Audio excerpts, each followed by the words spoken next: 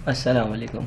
देखो, इस वीडियो की रेलेवेंस है बीएफडी के पेपर के लिए मेनली और एएफसीक्यूटी के पेपर के लिए। हाँ, हो सकता है कि कुछ हद तक है ना कैफ के कॉस्ट एंड मैनेजमेंट अकाउंटिंग के पेपर में भी ये कॉन्सेप्ट टेस्ट हो जाए एनपीवी आईआरआर के क्वेश्चंस में। इस पेपर में और बीएफडी और एएफसी के पेपर में हमें प्रेजेंट वैल्यूज़ कैलकुलेट करनी होती हैं कभी कभार एनवीटी की प्रेजेंट वैल्यू तो कैलकुलेट करना बहुत आसान है, और उसके लिए हम एक एग्जांपल देखते हैं।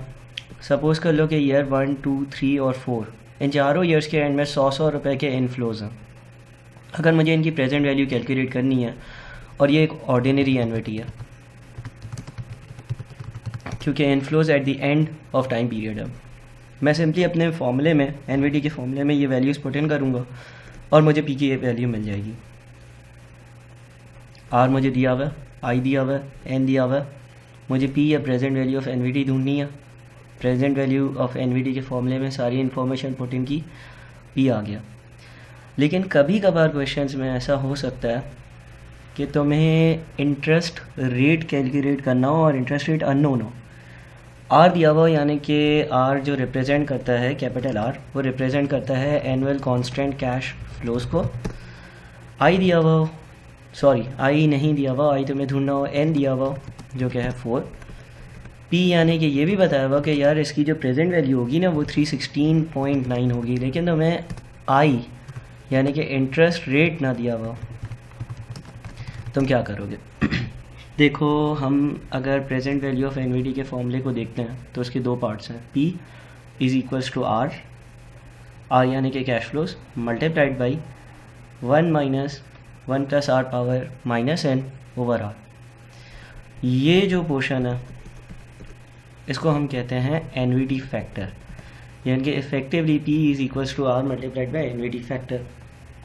अब हमें अगर आई की या इंटरेस्ट रेट की वैल्यू ढूंढनी है तो हमें कुछ इस तरह का एक टेबल यूज़ करना पड़ेगा जिसको हम बोलते हैं NVT table.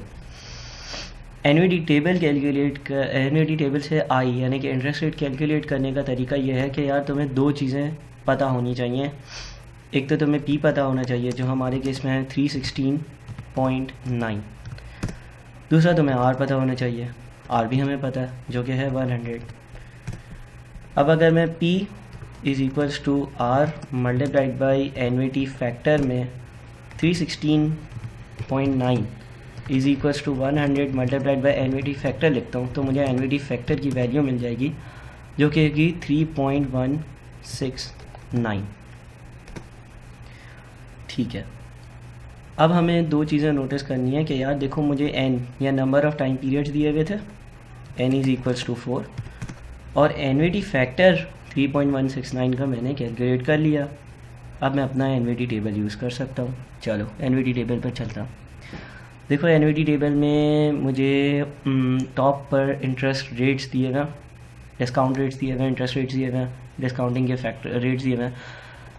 Left hand portion में, लेफ़्ट हैंड साइड पर मुझे पीरियड्स दिए हुए हैं एन में, और जो बीच में ये सारे नंबर्स लिखे हुए हैं, फॉर एग्जांपल 1% और नंबर 1 पीरियड के कॉरस्पॉन्ड जहाँ पे दोनों इंटरसेक्ट कर रहे हैं वहाँ पे 0.99 जो दिया हुआ है ये कहलाता है एनवीटी फैक्टर। मुझे क्या करना होगा भाई, मेरा एनवीटी फैक्टर है 3.169 और नंबर ऑफ़ पीरियड्स है 4।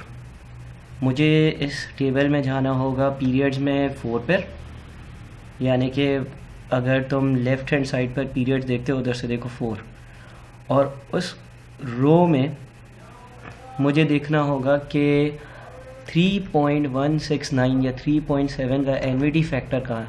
भाई वो मुझे मिल रहा है वहाँ पर जहाँ पर मेरे इंटरेस्ट रेट जो है ना वो 10 है।